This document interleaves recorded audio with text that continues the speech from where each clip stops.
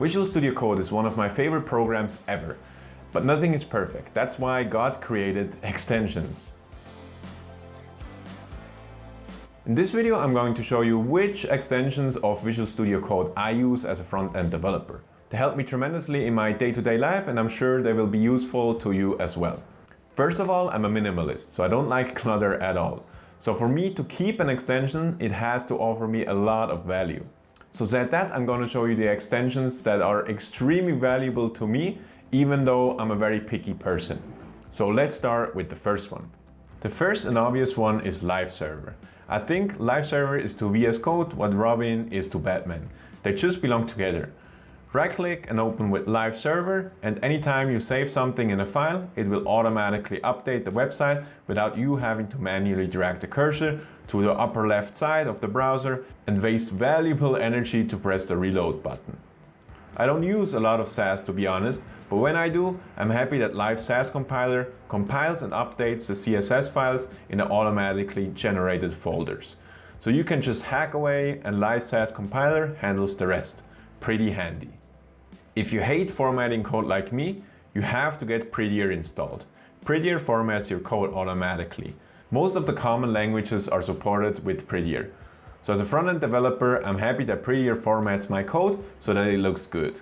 You can adjust indentation and a ton of other adjustments in the settings to have PRETTIER format the code how you would like it. Sometimes if you have long lines of code, for example with a HTML structure in backticks, you don't want that PRETTIER formats it, at least not while you're working on it. That's why the formatting toggle extension comes in handy. You can quickly turn off PRETTIER to work on a long code and easily turn it back on once you're happy with the code. HTML CSS support is a great extension too. The HTML and CSS support extension will help you to find CSS classes in your HTML. This comes in very handy, especially when you are prone to have typos like me. Especially in JavaScript, I hate all the different brackets, especially when you want to delete a section or pull out a part of a function to make it its own function. This is where bracket pair colorizer comes in. It will colorize the related bracket pairs, so you always know which brackets to delete or where to put a code while merging two code blocks.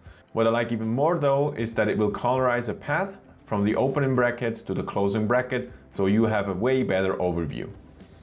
The auto rename tag extension is a handy little tool for HTML and JSX. If you want to change, for example, an H3 to an H2, you will traditionally need to edit both ends of the tags. How annoying.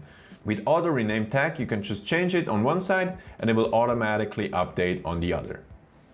This is a tool I use for React or JavaScript to insert code snippets with just a couple of characters. For example, write RCE and it will autofile a React class component with the name you gave the file.